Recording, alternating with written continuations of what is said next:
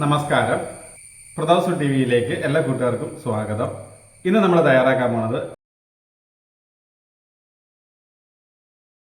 കറി തയ്യാറാക്കാനായിട്ട് മൺചട്ടിയിലേക്ക് ഒരു 150 ഗ്രാം വെണ്ടയ്ക്ക ഇതുപോലെ നീളത്തിൽ ചെറുതായി അരിഞ്ഞത് ചേർക്കാം. ഒരു മീഡിയം സൈസ് ഉണക്കയില ചെറിയ കഷ്ണങ്ങളാക്കി നുറുക്കിയെടുത്താണ് ചേർക്കാം.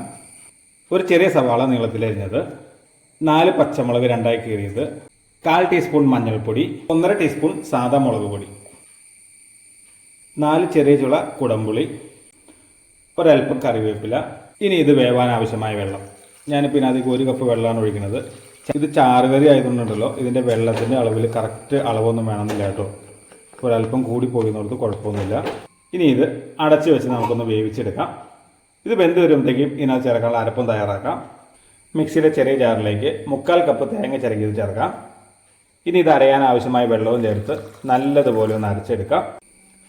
ഇതുപോലെ നന്നായി അരച്ചെടുത്തിട്ടുണ്ട്. ഇതിനി കറിയിലേക്ക് ചേർക്കാം. ഇപ്പോൾ അടുപ്പത്ത് വെച്ച കഷ്ണങ്ങളൊക്കെ നല്ലതുപോലെ വെന്ത് വന്നിട്ടുണ്ട്. ഇനി നമുക്ക് അരച്ച് വെച്ചിരിക്കുന്ന അരപ്പ് ചേർക്കാം. ഞാൻ ജാറ് കഴുകി ഒരല്പം വെള്ളം കൂടി ചേർക്കുന്നുണ്ട് കേട്ടോ. ഇതിനകത്ത് ഉപ്പ് ചേർത്തിട്ടില്ല. ഉപ്പ് ചേർക്കാത്തതിൻ്റെ കാരണം ഈ ഉപ്പ് മീനാണല്ലോ ചേർത്തേക്കുന്നത്. അപ്പോൾ ഈ സമയത്ത് ഉപ്പിൻ്റെ അളവ് പാകാണെന്ന് നോക്കാം. ഉപ്പ് കുറവാണെങ്കിൽ ഒരല്പം ചേർത്ത് കൊടുക്കാം. കറിക്ക് ഒരല്പം ഉപ്പ് കുറവുണ്ട്, ഒരല്പം ചേർത്ത് കൊടുക്കാം. ഇനി ഇതൊക്കെ നല്ലതുപോലെ ഒന്ന് തിളച്ച് വരട്ടെ. അരപ്പ് ചേർത്തതിന് ശേഷം കറി നല്ലതുപോലെ തിളച്ച് വന്നിട്ടുണ്ട്. അപ്പം ഇനി നമുക്കിതിലേക്ക് കടുക് താളിച്ചൊഴിക്കാം. ചൂടായ ചട്ടിയിലേക്ക് 1.5 ടേബിൾ സ്പൂൺ വെളിച്ചെണ്ണ ഒഴിച്ചു കൊടുക്കാം. 1/4 ടീസ്പൂൺ ഉലുവ, 1/2 ടീസ്പൂൺ കടുക്, 4 ചെറുള്ളി വട്ടത്തിലരിഞ്ഞത്, 2 വറ്റൽമുളക്, ഒരൽപ്പം കറിവേപ്പില. ഉള്ളിമുളക് മൂത്ത് വന്നിട്ടുണ്ട്. കറിയിലേക്ക് ചേർക്കാം.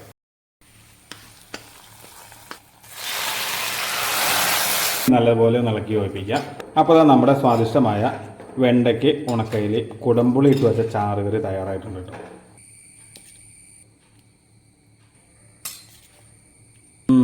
അടിപൊളി, സൂപ്പർ, എന്താ രുചി. അപ്പോൾ ഈ ഒരു ഒറ്റ കറി മാത്രം മതി വയറ് നിറയെ ചോർന്നാനായിട്ട്. അപ്പോൾ തീർച്ചയായിട്ടും നിങ്ങളെല്ലാവരും വീട്ടിലൊന്ന് തയ്യാറാക്കി നോക്കണം. നിങ്ങൾക്ക് എല്ലാവർക്കും ഇത് ഇഷ്ടപ്പെടും.